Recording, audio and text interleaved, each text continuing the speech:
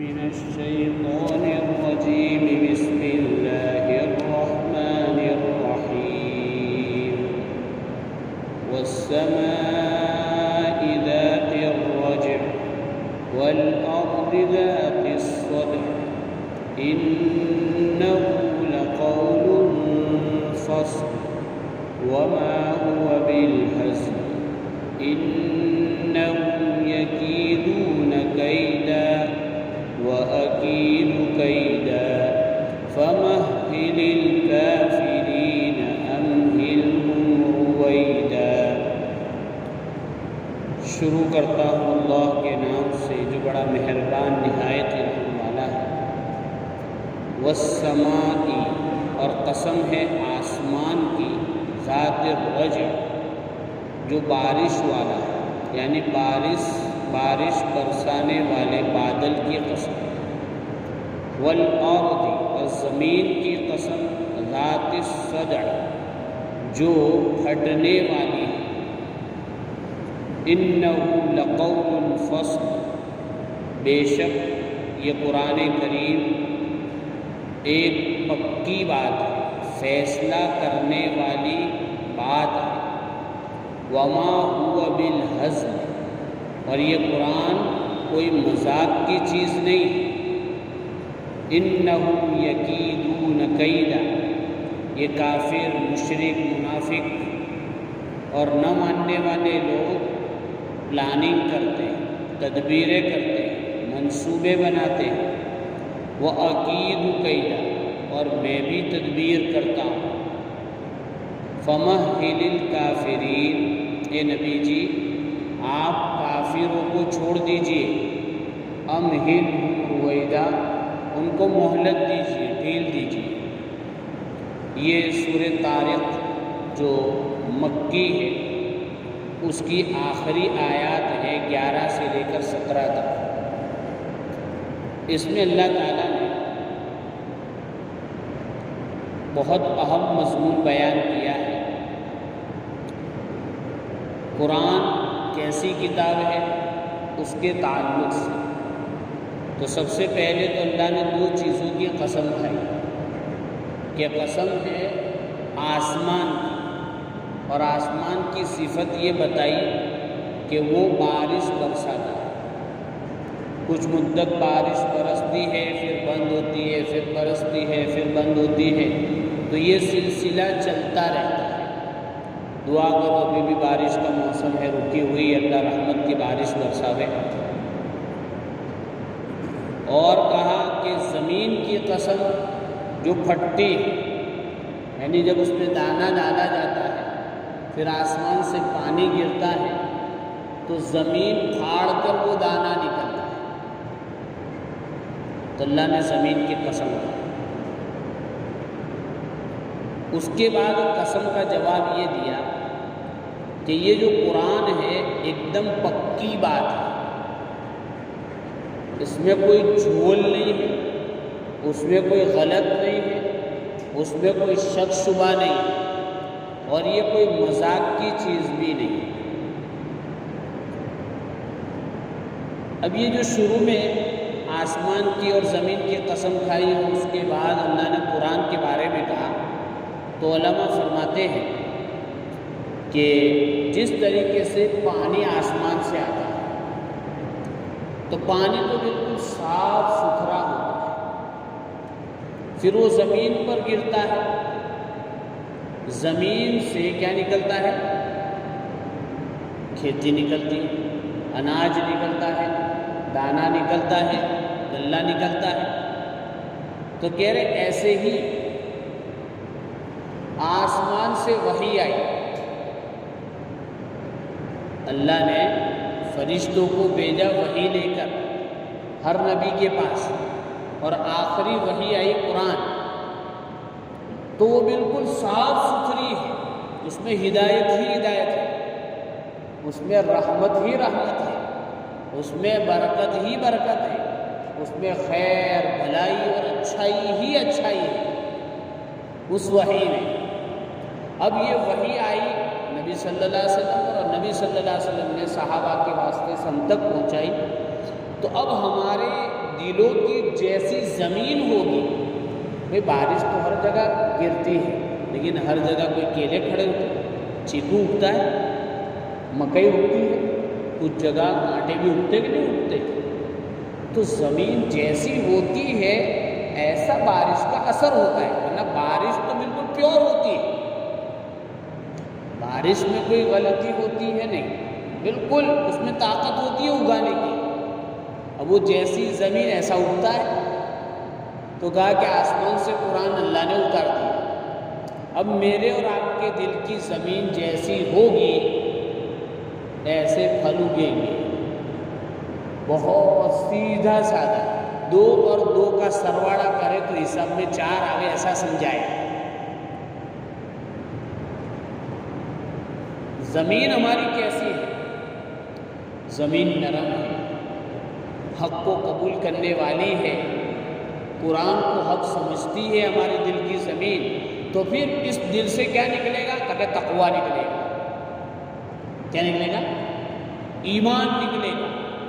بدن سے کیا نکلے گا؟ تاکہ اسلام ظاہر ہوگا، زبان سے تاکہ سچی بات نکلے گی، کان تاکہ اچھائیاں سنیں گے، دل و دماغ تاکہ اچھائیاں سوچیں گے، ساری کی ساری چیزیں پھول پھل نکلتے رہیں گے زمین سے۔ اور اگر زمین خراب ہے تو پھر قرآن سمجھ میں آنے والا نہیں، ہدایت کے راستے پر اس کو جلدی چلنے کی سمجھ میں آئے گی نہیں، حق بات اس کے اندر اترے گی نہیں۔ وہی تو آ رہی ہے، قرآن تو آ رہا ہے، لیکن اس کا جو اثر ظاہر ہونا چاہیے وہ ہوگا نہیں۔ تو یہ اللہ نے بہت اچھے انداز میں سمجھا۔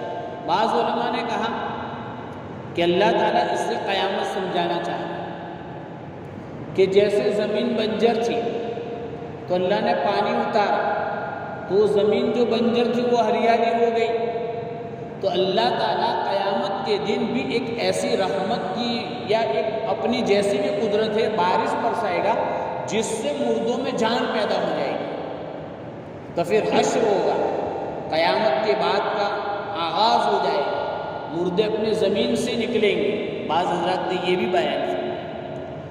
دونوں تقریر کا حاصل یہ ہے کہ اللہ تعالیٰ قیامت کو ثابت کر رہا ہے کہ جیسے آسمان میں نظام میں فرق آتا ہے، زمین کے نظام میں فرق آتا ہے، وہ بھی پھٹ رہی ہے وہ بھی پھٹ رہا ہے، تو ایک دن وہ آئے گا کہ قیامت کا بھی نظام آ جائے گا، قبر سے مردے نکلیں گے، آسمان ٹوٹ جائے گا، تو یہ بھی نظام بدلے گا ایک دن۔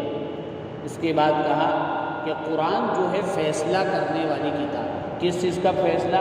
تاکہ یہ حق ہے یہ باطل ہے، یہ سیدھا راستہ ہے یہ غلط راستہ ہے، یہ ہدایت کا راستہ ہے یہ گمراہی کا راستہ ہے، ساری چیزیں بالکل کلیئر، اور واقعات بھی ایسے بیان کر دیے، اور وہ پھر بعد میں ایسے ہی ہوئے۔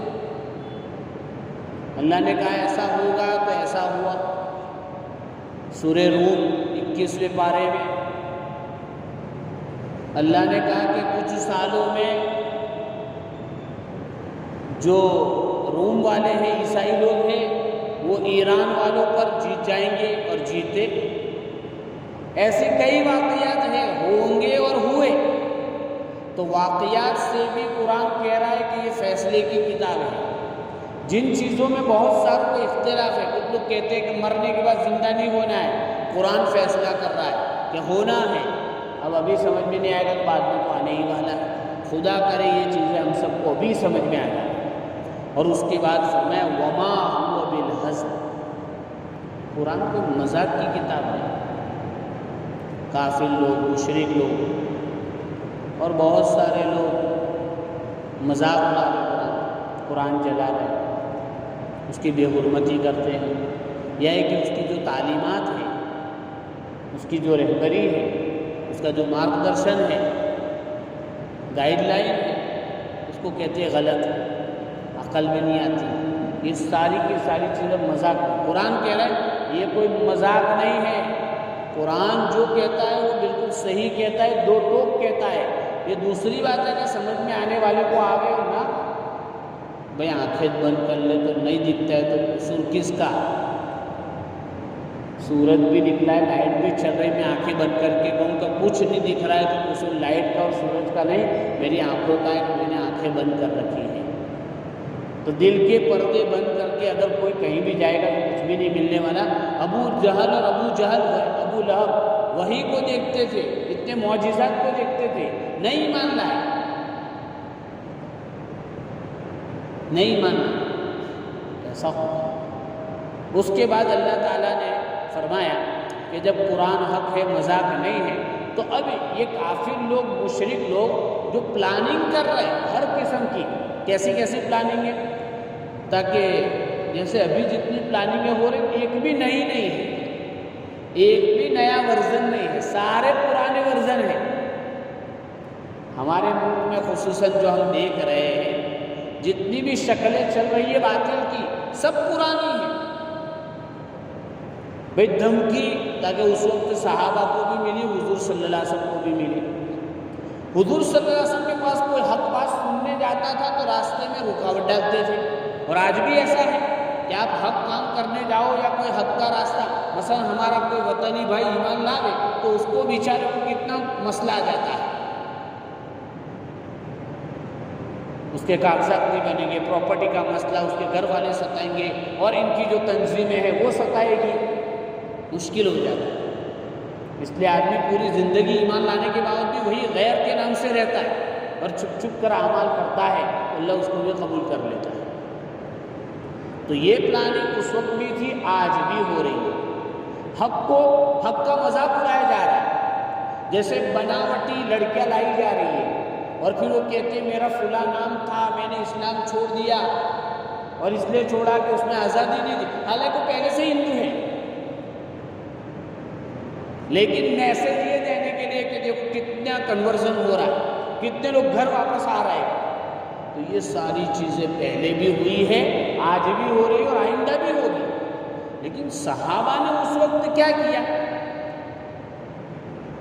جس راستے پر تھے اس راستے کو ہر حال میں پکڑ کے رکھا، حق کو زور سے بولتے رہے اور ہر حال میں بولتے رہے اور اپنے عمل سے بتاتے رہے، تو اللہ نے کچھ ہی مدت میں مسئلہ حل کر دیا۔ تو اللہ کہہ رہے انہم یکیدون کیدا، یہ لوگ حق کی مخالفت کرتے ہیں، قرآن کو من گڑت کہتے ہیں، دوسروں کو سننے سے روکتے، تو اللہ کہہ رہا ہے وَأَكِيدُ كَيْدًا، یہ پلان کر رہے تو میں بھی پلان کر رہا ہوں۔ اللہ کا پلان کیا وہ اللہ ہمیں بتاتا نہیں، اس لیے کہ اللہ کی ذمہ داری نہیں کہ ہم کو بتا دیں اس کا کیا پلان ہے، کیونکہ اللہ کے لیے کوئی مشیر بھی نہیں ہے، اور اللہ کا کوئی بڑا بھی نہیں ہے، اور اللہ کا کوئی چھوٹا بھی نہیں ہے، اور اللہ کا کوئی مددگار بھی نہیں ہے کہ اس کو مدد کی ضرورت پڑے اور اپنے مشوروں سے آگاہ کرے۔ اللہ اپنا کام کر رہا ہے، وَأَكِيدُ كَيْدًا، اس لیے کہتے ہیں اللہ کی لاٹھی میں آواز، ورنہ جتنے منظم اور پلاننگ کے ساتھ یہ لوگ کام کر رہے ہیں اب تک تو ہم کو مٹا چکے ہوتے، لیکن ان کی تدبیر کے پیچھے کون سی تدبیر کر رہی ہے؟ خدائی منصوبہ کام کر رہا ہے، وَأَكِيدُ كَيْدًا، اس لیے یہ فعل ہوتے جا رہے دن بدن، کرنا کیا چاہ رہے وہ کیا تھا، وَأَكِيدُ كَيْدًا، اللہ اپنی تدبیر، یعنی ان کی تدبیروں کو الٹا کر رہے، انہیں پر الٹ دے رہے، وہ کچھ اچھا کرنے جا رہے، اپنے حق میں کرنے جا رہے، لیکن ان کے خلاف ہو رہے۔ اس کے بعد اب نبی کو کہا کہ دیکھو وہ پلان کر رہے ہیں، ہم بھی اپنے کام میں لگے، آپ کا کیا کام ہے؟ کہ آپ کے دو کام ہیں، آپ کو ایک تو ان کی دھمکیوں سے اور ان کی پلاننگوں سے ڈرنا نہیں ہے، گھبرانا نہیں ہے، کچھ بھی کر لیں، ایک کام تو یہ۔ دوسرا کام یہ ہے کہ ان کے پکڑے جانے کی جلدی نہیں کرنی ہے۔ کس کو کہا جاتا ہے؟ نبی کو، اور نبی کے ساتھ کیسے لوگ تھے؟ پکے لوگ تھے، ان کو کہا جا رہا ہے کہ تم ایسا سوچ رہے ہو کہ آسمان سے بھی عذاب ان کو نہیں آ رہا ہے، زمین سے بھی کوئی پکڑ دھکڑ نہیں ہو رہی ہے، بالکل دن دناتے پھر رہے، آپ تو اس میں نہیں آتا، یہ ہمارے اندر آتا۔ اللہ کیا کہتے ہیں؟ اللہ یہ کہہ رہے ہیں آپ لا اینڈ آرڈر کو ملحوظ رکھیے، یہ کام ہم کریں گے، آپ کا کام کیا ہے؟ فَمَهِّلِ الْكَافِرِينَ، وہ جو کر رہے ہیں ان کو کرنے دو، ان کو کرنے دو، أَمْهِلْهُمْ رُوَيْدًا، تھوڑی مہلت، بہت نہیں، 60-70 سال دندناتے پھریں تھے، پھر کیا کرنے والے؟ اپنی بھی زندگی اتنی ہے، ان کی بھی زندگی اتنی ہے، لیکن جو کام کر سکتے ہیں، کیا جا سکتا ہے، وہ ہم کریں، وہ کرتے نہیں، اور جو نہیں کیا جا سکتا ہے اس کے بارے میں سوچ رہے ہیں۔ الٹی گنگا بہتی ہے، وہاں پرابلم آ جاتی ہے۔ صحابہ نے اتنے سخت حالات میں اپنی نمازوں کو نہیں چھوڑا، اپنے کاروبار میں اخلاق کو نہیں چھوڑا، اپنی زبان سے سچائی کو نہیں چھوڑا، اپنے دل میں کبھی بھی بتوں کی عظمت اور ان کا خوف نہیں بٹھایا، اپنے کام میں لگے رہے۔ کچھ مدت میں اللہ نے کایا پلٹ دی۔ تو حق زبان سے بھی بولنا ہے اور کیریکٹر سے بھی بتانا ہے، یہ دو کام ہمارا ہے۔ باقی وہ جو پلان کر رہے ہیں ان کا براہ راست اللہ سے مسئلہ ہے۔ کس سے مسئلہ ہے؟ اور اللہ ان سے نمٹنے میں لگا ہوا ہے، دیر نہیں لگتی، لیکن چونکہ اللہ نے ان کے لیے دنیا کو جنت بنایا تو ظاہری بات ہے تھوڑا تو ان کو پاور دینا چاہیے کہ نہیں چاہیے؟ سیدھی بات ہے۔